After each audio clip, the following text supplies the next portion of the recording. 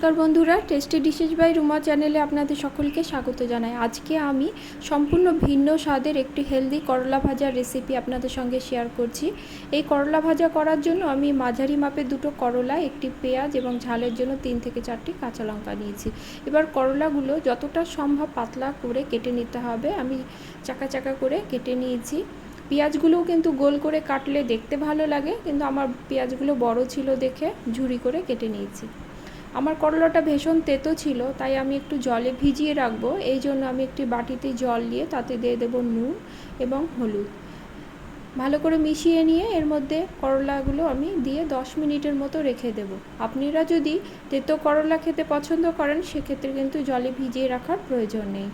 10 minute পরে জল থেকে করলাগুলো তুলে নেব। ভালো করে চিপে চিপে কিন্তু তুলে নিতে হবে। একটি বাটির মধ্যে সবগুলো করলা আমি তুলে নেব। এবার পেঁয়াজ কুচিগুলো একটু হাত দিয়ে ভালো করে ম্যাশ করে আমি করলার মধ্যে দিয়ে দেব।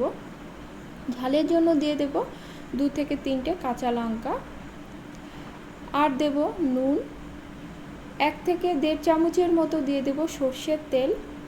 এবার সব উপকরণ কিন্তু ভালো করে মাখতে হবে, বেশ চটকে চটকে মাখতে হবে। মাখতে মাখতে দেখবেন করলা থেকে কিন্তু জল ছাড়তে শুরু করবে, পেঁয়াজটাও কিন্তু অনেকটা মজে আসবে। এবার একটি কড়া বসিয়ে দেব, তার মধ্যে এই করলাটা দিয়ে দেব। করলাটা দিয়ে এর মধ্যে দিয়ে দেব জল। জলটা আপনারা মাপ অনুসারে দেবেন, যে পরিমাণ জলে করলাটা কিন্তু সেদ্ধ হয় সেই পরিমাণ জলই দিতে হবে। রান্নাটি যেহেতু একদম লো স্টিমে হবে, তাই গ্যাসের ফ্লেমটা কিন্তু একদম লোতে করে দেব। এই করলাতে আমি অল্প পরিমাণে চিনি দিয়েছি। চিনিটা দিলে কিন্তু এর টেস্টটা বেশ ব্যালেন্স হয়। আপনি এরা পছন্দ না করলে স্কিপ করতে পারেন। চামচ দিয়ে উপরটা সমান করে ঢাকা দিয়ে 5 থেকে 7 মিনিটের মতো রেখে দেব। 5 থেকে 7 মিনিট পরে ঢাকা খুলে দেখে নেব। দেখুন করলাটা কিন্তু সেদ্ধ হয়ে গেছে এবং বেশ মজে গেছে।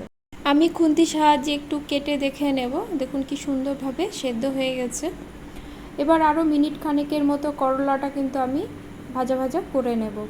আজকে আমার এই করলার রেসিপিটি আপনাদের যদি ভালো লাগে লাইক কমেন্ট করবেন এবং সাবস্ক্রাইব করে পাশে থাকবেন। আমার ভিডিও নোটিফিকেশান পেতে বেল আইকন কিন্তু অবশ্যই প্রেস করবেন। এই করলা ভাজা করতে কিন্তু তেলের পরিমাণ খুবই কম লাগে, খেতেও কিন্তু খুব ভালো হয়। গরম ভাতে তো এই করলা ভাজা খুবই সুস্বাদু লাগে। আর এই করলা ভাজা রেসিপিটি আপনাদের যদি ভালো লেগে থাকে বাড়িতে তৈরি করার অনুরোধ রইল এবং কমেন্টে কিন্তু অবশ্যই জানাবেন। আমার করলা ভাজা হয়ে গেছে, এবার পরিবেশনের পালা। আজ তাহলে এই পর্যন্তই, দেখা হবে পরের কোনো রেসিপি নিয়ে। সকলে ভালো থাকবেন। ধন্যবাদ সকলকে।